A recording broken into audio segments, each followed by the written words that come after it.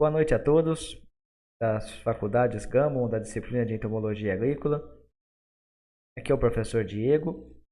Nós vamos dar continuidade à nossa última aula presencial, onde tratávamos sobre a morfologia interna e fisiologia dos insetos, especificamente sobre a equidise.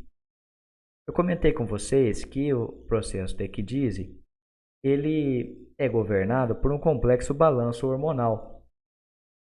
E é justamente esse balanço hormonal e a produção de alguns hormônios que nós vamos ver nessa videoaula. Essa imagem, nesse segundo slide, ele se encontra na página 178 do livro de Entomologia Agrícola. Essa imagem representa a rota de produção dos hormônios, especialmente do hormônio da equidise e do hormônio juvenil. Hormônio da equidise e o hormônio juvenil. Essa estrutura aqui representada, ela é chamada de região do protocérebro, conhecida também como pares intercerebrais. Lembre-se bem que o inseto ele possui uma simetria bilateral. A partir aqui dessa região do protocérebro, ou melhor dizendo, na região do protocérebro, existe a presença de células neurosecretoras. E essas células neurosecretoras, elas produzem o hormônio protoráxico-trópico, o HPTT. Esse hormônio protoráxico-trópico, por sua vez, é armazenado no corpo cardíaco. E esse corpo cardíaco vai, à medida que ele vai recebendo o HPTT, ele estimula as glândulas protoráxicas. Essas glândulas protoráxicas produzem os equidisteroides. Dentre os equidisteroides, o equidisiônio é o mais importante. Dentre os equidisteroides, o equidisiônio é o mais importante. E por isso ele é denominado de hormônio da equidise. Então essa é a via de produção do hormônio da equidise. Outra via de produção é a via de produção do hormônio juvenil. Ele é produzido já no corpo alado, nessa região aqui a região do protocérebro, o corpo alado. O hormônio juvenil é produzido nessa região. Ele também é chamado de neotin. E o neotin, ele diferente do hormônio da equidise, ele é produzido e já é liberado imediatamente na hemolinfa. A função do neotin é agir na manutenção das características larvais dos insetos. Na fase adulta, o hormônio juvenil regula a maturação sexual e o comportamento dos insetos.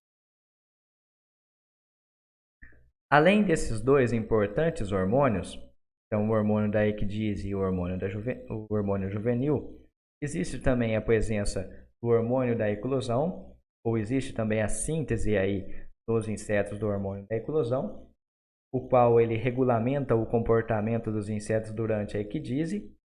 Ele é sintetizado também pelas células neurosecretoras e armazenado no corpo cardíaco. E o último hormônio de importância é o bursicônio, o qual também é sintetizado pelas células neurosecretoras e liberado pelos gânglios torácicos e abdominais. O bursicônio ele é responsável pelo escurecimento. Se vocês procurarem as suas anotações lá daquela aula da equidise, vocês vão ver que um dos últimos processos é o escurecimento e endurecimento do tegumento.